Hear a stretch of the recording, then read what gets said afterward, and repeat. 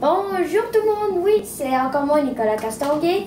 Aujourd'hui, nous allons nous attaquer à une nouvelle recette, non pas de bagel, mais nous allons nous attaquer à une recette de twist au chocolat.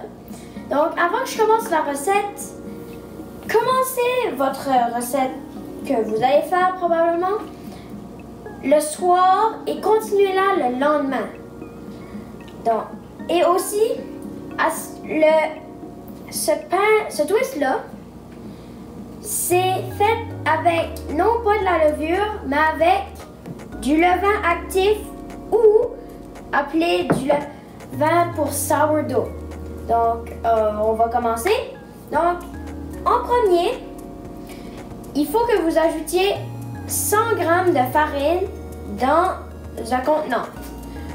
Par la suite, une cuillère à table de levain et vous ajoutez 100 g d'eau. Bon.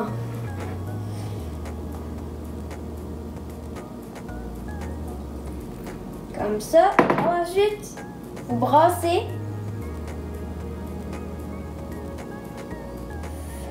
Par la suite, on va laisser reposer ça. Et je vous ai demandé de prendre un contenant parce que il va falloir que vous mettiez un couvercle dessus. Mais fermez le pot au complet, déposez-le seulement dessus. Et on va attendre jusqu'à demain. Donc, on se retrouve demain.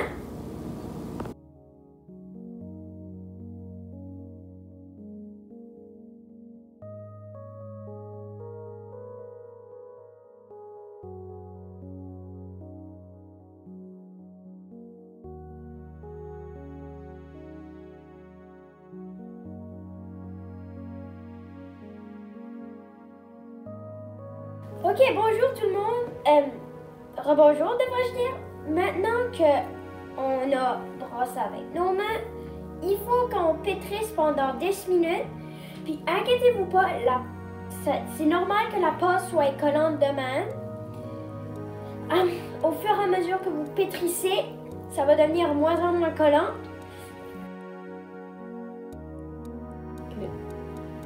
En gros, vous allez de ma mère. Pétrir dans le bol. C'est beaucoup moins collant. En passant, c'est ma mère qui filme. Après que vous avez fini de pétrir pendant 10 minutes, il faut que vous mettiez votre pâte dans un bol.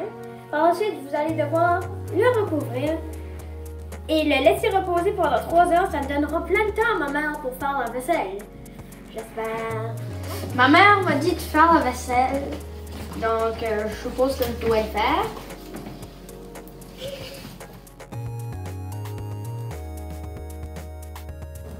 Ensuite, vous la roulez pour faire une sorte de carré. C'est très glissant. Avec la farine, ça colle beaucoup moins.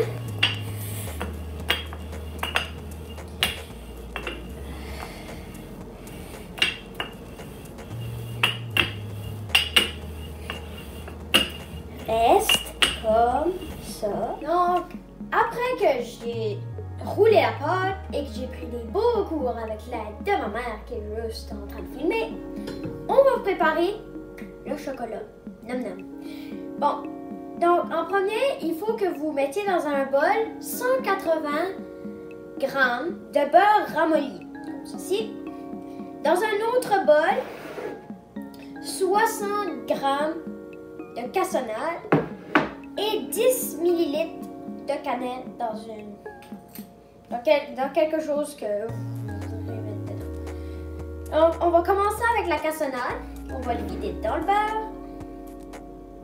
Pouf. Et puis là, on ajoute la cannelle. Et on va commencer à brasser. Donc, nous allons étaler notre mélange.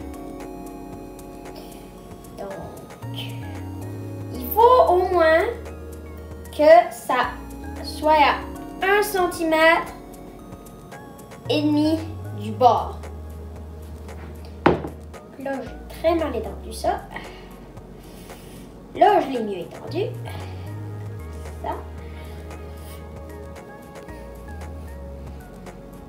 Parce qu'on veut vraiment que ça soit partout.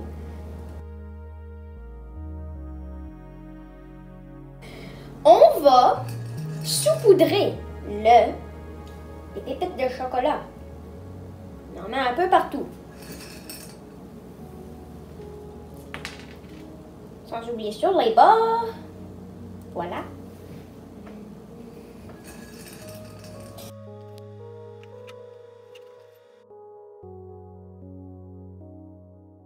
Puis là, ensuite, il faut la rouler, mais vu que la technique est un peu compliquée, je vais laisser ma mère vous expliquer.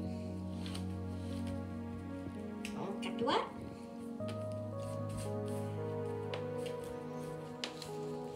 Ouf, ça va être beau, je te dis. Comme ça. Ça, là, c'est un vrai twist. Tu pourrais même faire des brioches avec ça. Là, on bouche les trous. Et voilà, c'est comme ça qu'on fait. Donc, après que nous avons roulé notre fameuse pâte, on va la couper en deux jusqu'au bout, mais coupez-la pas complètement ici, ok? Parce que, ben, d'après la recette, c'est ça qu'il faut qu'on fasse, parce que par la suite, il va falloir la tresser. Puis il faut que ça reste attaché ensemble, un peu comme des cheveux, sauf que là, il y a un deux bords. Comme ça coupe plus vite.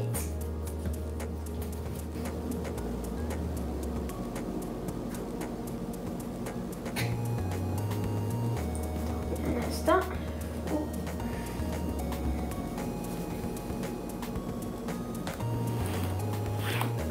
Donc, après qu'on a coupé ça, mais comme vous le remarquez pas jusqu'au bout, on va le tresser.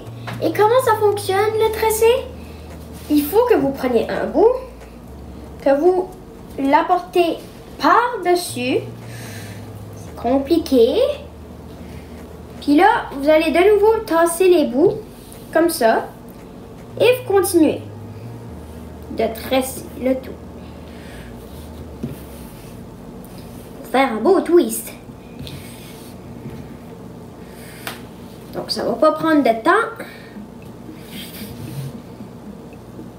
Voilà.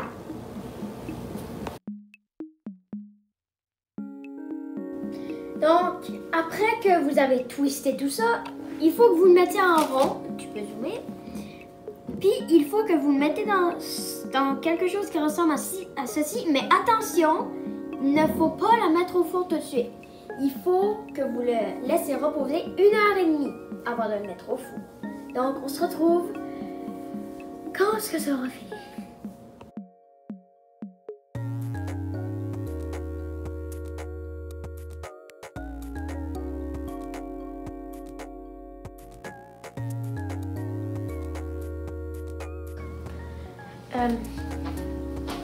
Franchement, le résultat est magnifique. Voici à quoi ça devrait ressembler. Un twist chocolat et cannelle. Donc, par contre, on va devoir le laisser reposer, c'est hyper chaud. Donc, ça va être normal qu'au début, vous allez voir du beurre, comme, peu importe, comme autour à peu près, ou même au milieu. Mais c'est normal, le beurre va se faire absorber par la pâte après un moment.